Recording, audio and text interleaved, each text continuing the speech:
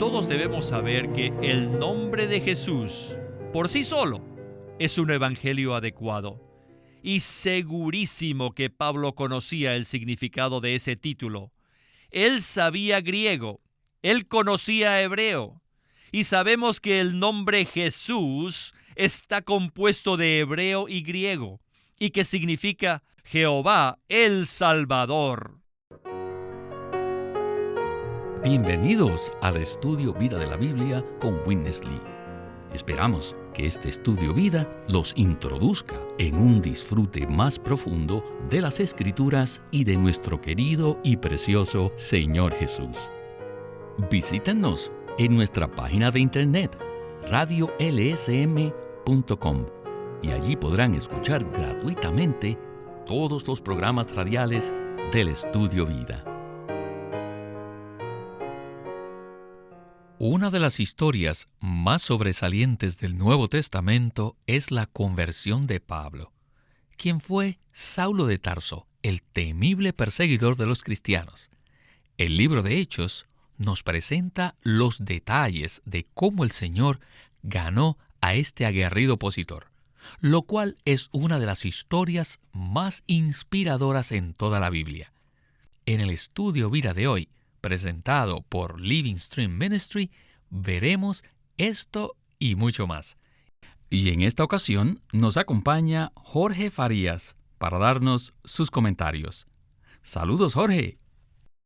Me alegro de estar aquí participando en un Estudio Vida. Dedicaremos los siguientes 3 programas a explorar la conversión dinámica de Saulo de Tarso, quien llegó a ser el apóstol Pablo. Quisiera pues leer 2 versículos para que conozcamos qué clase de persona era Saulo de Tarso. Vayamos a Hechos capítulo 9, versículos 1 y 2. Allí dice: Saulo, respirando aún amenazas y muerte contra los discípulos del Señor, fue al sumo sacerdote y le pidió cartas para las sinagogas de Damasco, a fin de que si hallase algunos hombres o mujeres de este camino, los trajese presos a Jerusalén.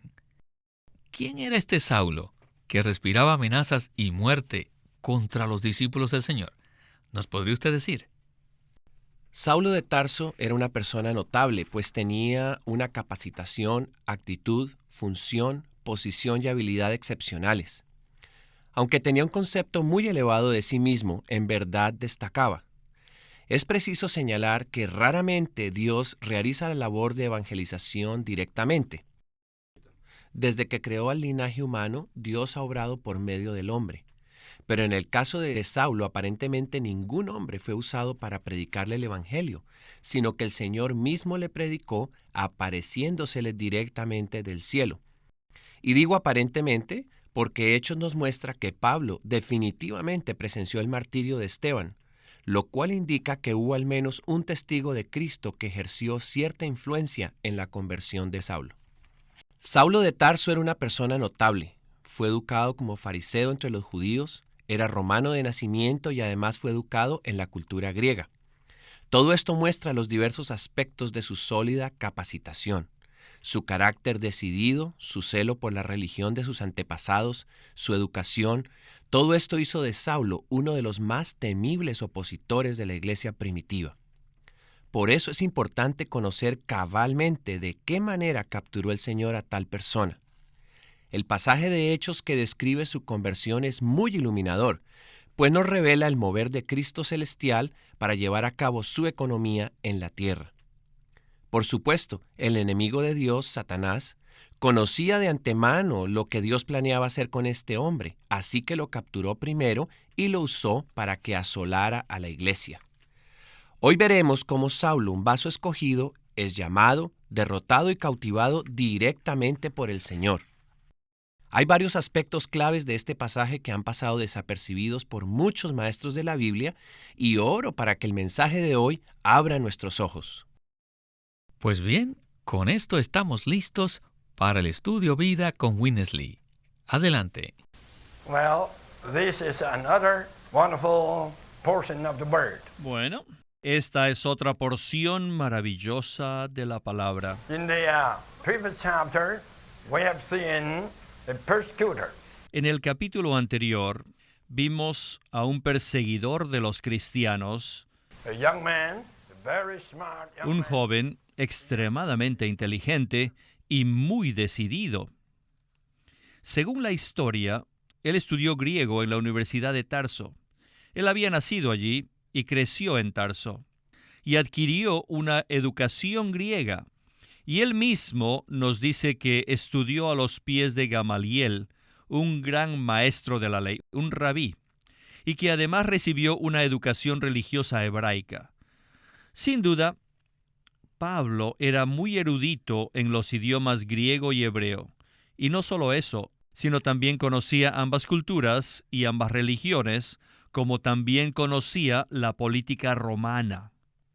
Todos sabemos que la educación occidental se compone de tres elementos principales, que son la religión judía, la cultura griega y la política romana. Saulo fue educado y entrenado en estas tres cosas. Fue educado en la cultura griega, fue enseñado conforme a la religión hebrea y nació romano, o sea que sus padres fueron ciudadanos romanos naturalizados. En cualquier caso, Saulo poseía una capacitación triple de la cultura griega, la religión judía y la política romana. Él fue este tipo de persona. El Señor es soberano y omnisciente. No había otro que fuese tan calificado como Saulo para llevar a cabo la comisión de introducir la economía de Dios al pueblo gentil. No existía otra persona tan capacitada. Con respecto a la religión hebrea, él era un experto. Con respecto a la cultura griega, él pertenecía a ella, estaba en ella, y la conocía muy bien. Y concerniente a la política romana, él era romano, y había estado bajo el gobierno romano por toda su vida. Así que Saulo era muy capacitado. En los próximos mensajes nos daremos cuenta de que los detalles de la conversión de Pablo contienen mucha revelación y son cruciales en cuanto a proporcionarnos una visión adecuada de cómo el Señor preparó y usó al apóstol Pablo. Saulo fue un hombre destacado, aún desde su conversión. Ahora, ¿por qué es importante conocer la triple capacitación de Saulo? Saulo fue enseñado conforme a la religión hebraica, fue instruido en la cultura griega y era además ciudadano del Imperio Romano.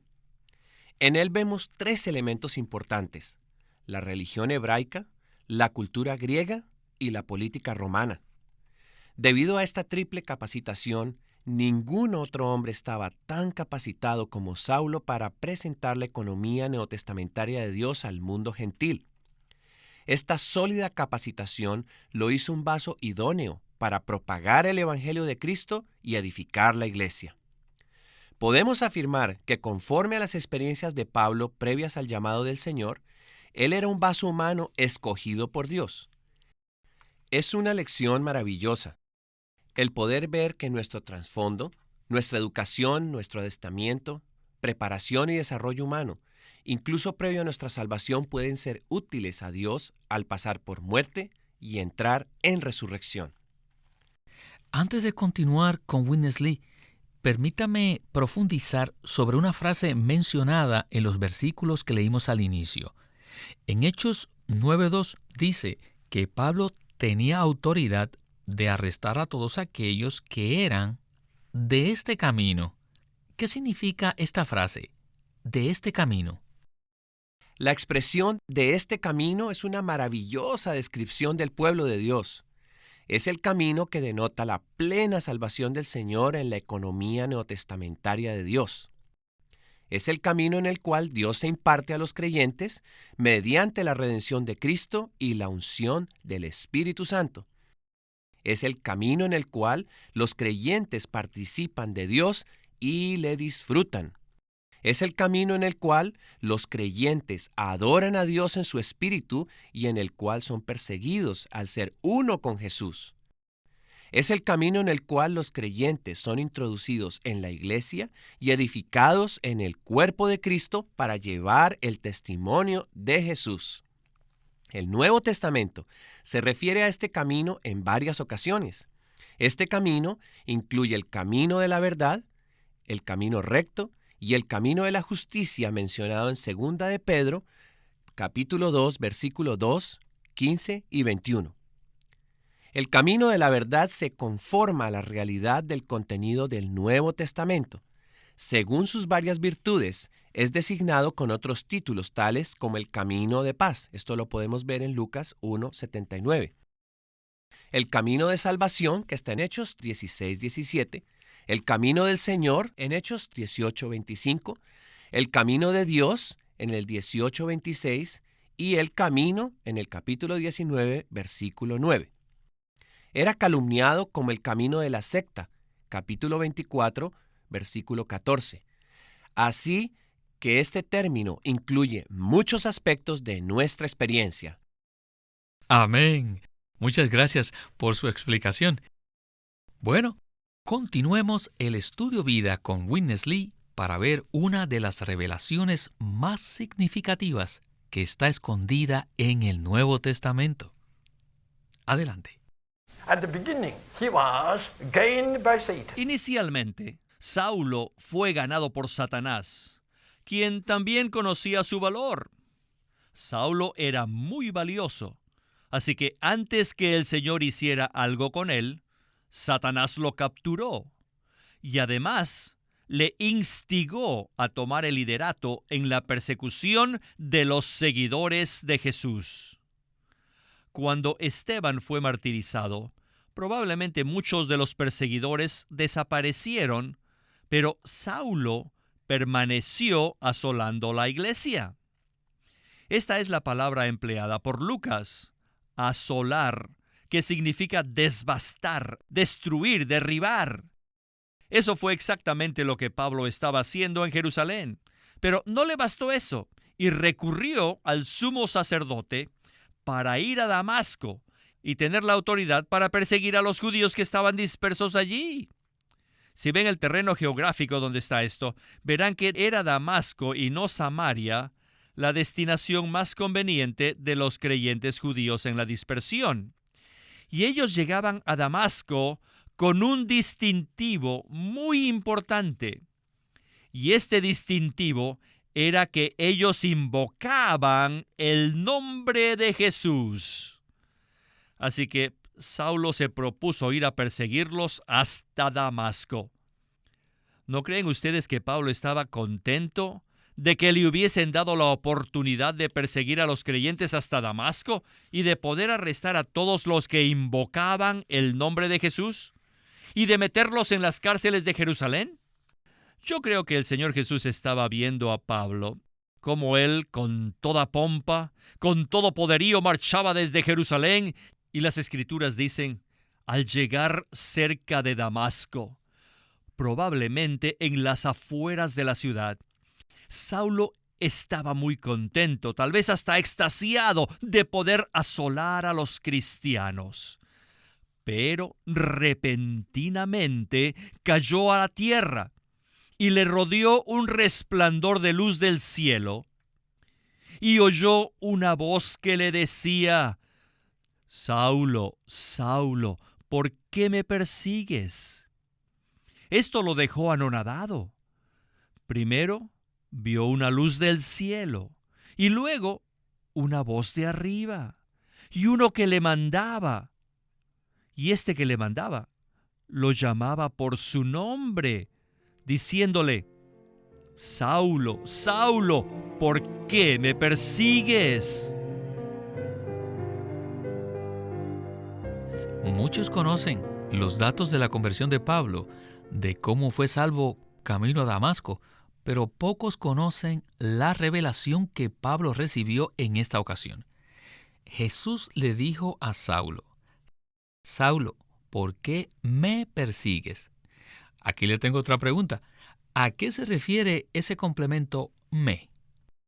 Bueno, esta es una revelación excelente de Cristo.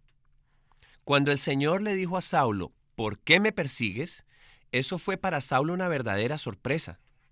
Según lo que Saulo entendía, él perseguía a los seguidores de Jesús, tales como Esteban, y el Jesús que Saulo conocía ya estaba muerto y enterrado. Pero cuando oyó esta voz del cielo quedó atónito, pues la voz celestial le indicaba que en realidad él perseguía a aquel que está en los cielos. Así que dijo, ¿quién eres, Señor?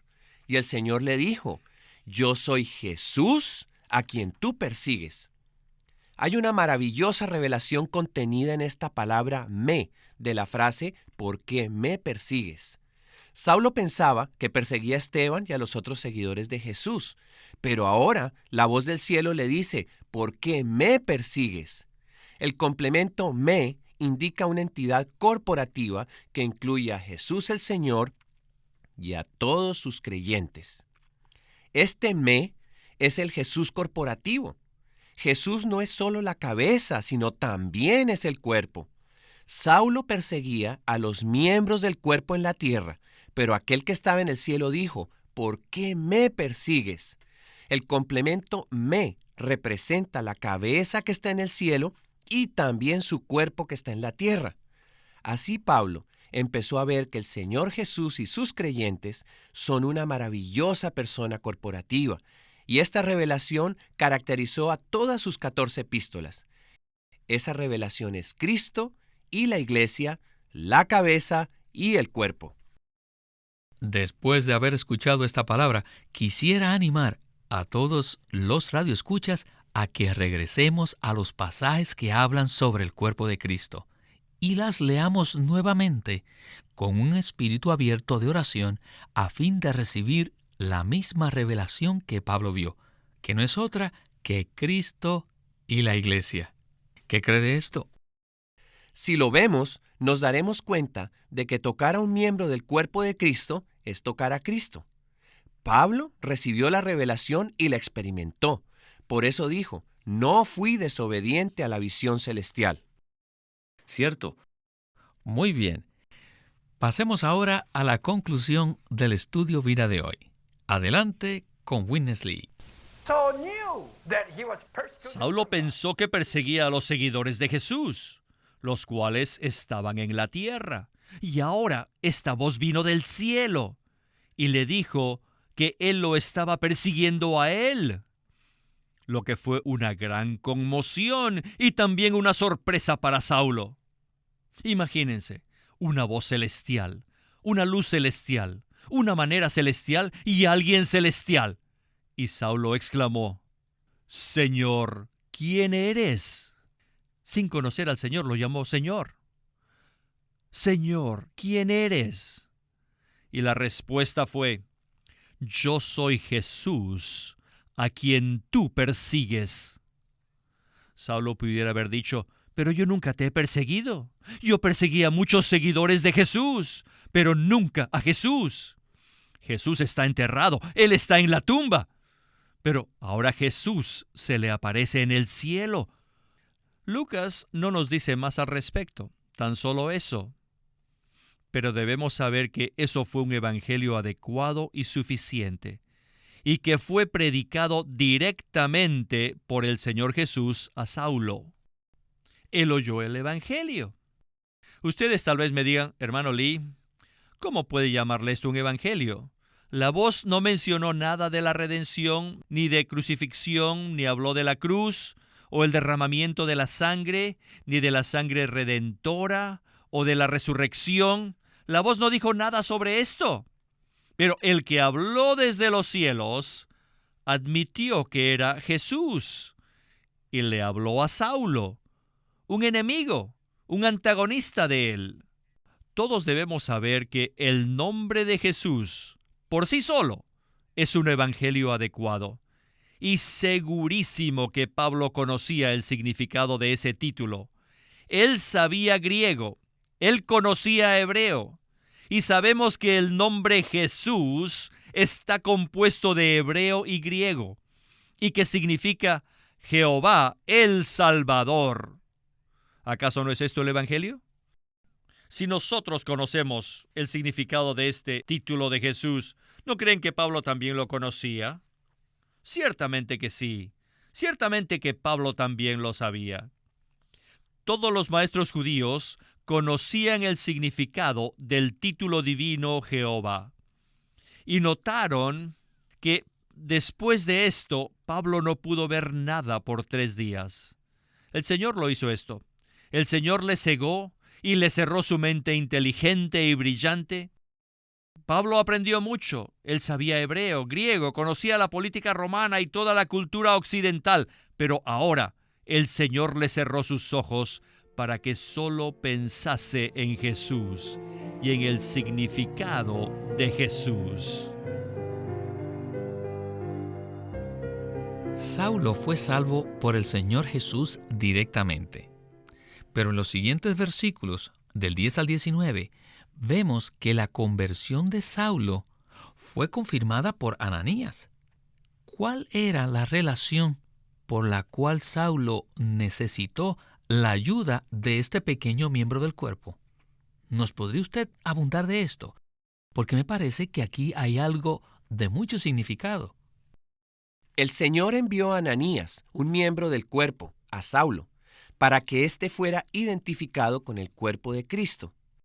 Esto debió haber impresionado a Saulo con respecto a la importancia del cuerpo de Cristo y le ayudó a comprender que un creyente salvo necesita a los otros miembros del cuerpo de Cristo. Saulo fue subyugado por el Señor directamente y, como vimos, permaneció ciego por unos días, no solo espiritualmente, sino físicamente. Sin duda alguna, él estuvo orando durante todo este tiempo. Cuando la luz del cielo le iluminó, él oyó una voz y luego fue cegado por el Señor. Pero aunque el Señor le habló desde el cielo, no se le apareció para abrirle los ojos o para revelarle algo más acerca del plan y del propósito de Dios. Esto se debió a que Saulo necesitaba que un miembro del cuerpo de Cristo lo iniciara en la identificación con el cuerpo. Así que el Señor encontró un creyente pequeño pero obediente llamado Ananías y lo envió a Saulo para que le impusiese las manos y le dijera: «Hermano Saulo, el Señor me ha enviado, Jesús quien se te apareció en el camino por donde venías, para que recibas la vista y seas lleno del Espíritu Santo». Esta fue la manera que Pablo recibió la visión de que el me corporativo incluía a Cristo y su cuerpo, incluye a la cabeza que está en el cielo y también al cuerpo que está sobre la tierra. Esta es una revelación crucial, la cual se presenta clara y detalladamente en todo el Nuevo Testamento. Como dice Efesios capítulo 5, versículo 32, grande es este misterio. Mas yo digo esto respecto de Cristo y de la Iglesia. Que el Señor tenga misericordia de nosotros, así como de Pablo, e ilumine los ojos interiores de nuestro corazón para que veamos este gran misterio, que es Cristo y su cuerpo. Bueno, una vez más se nos terminó el tiempo, pero sé que lo tendremos de nuevo muy pronto. Muchas gracias por invitarme, hermano Víctor. Fue un placer haber estado aquí.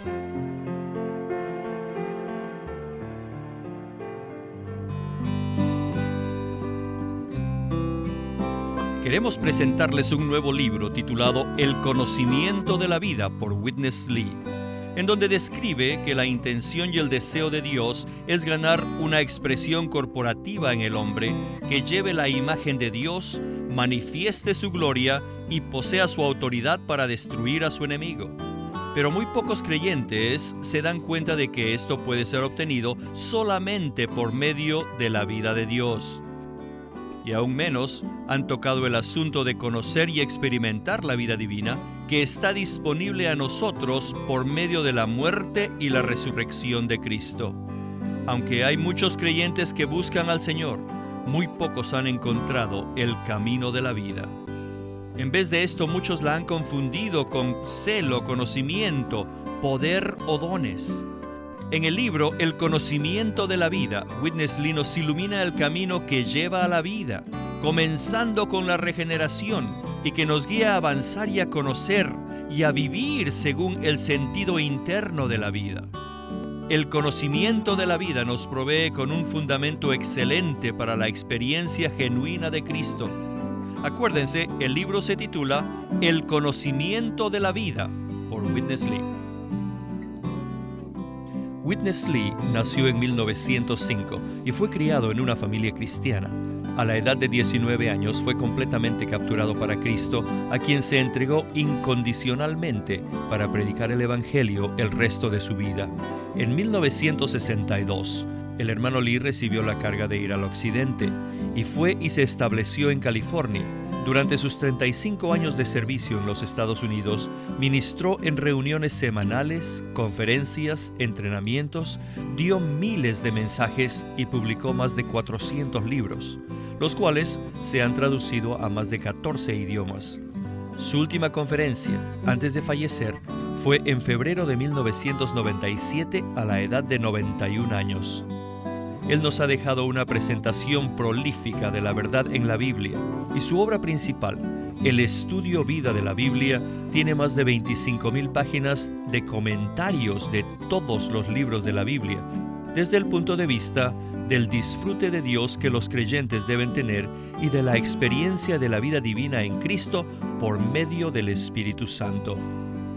También fue el editor principal de una nueva traducción de la Biblia en chino llamada La Versión Recobro, la que también está en español y otras lenguas. Esta contiene un gran número de notas explicatorias y referencias marginales que son muy espirituales. En 1965, el hermano Lee estableció el Living Stream Ministry, una corporación sin fines de lucro en Anaheim que oficialmente representa el ministerio de Watchman Nee como el de sí mismo. Este ministerio enfatiza la experiencia de Cristo como vida y la unidad práctica de los creyentes.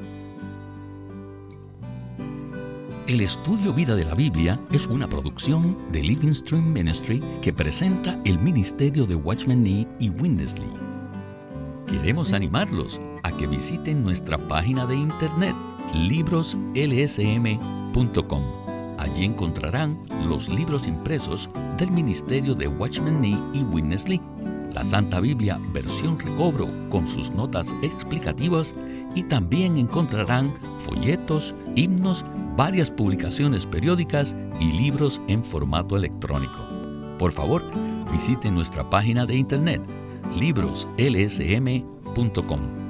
Una vez más, libroslsm.com. O llámenos a nuestro teléfono gratuito 1-800-810-1149. 1-800-810-1149.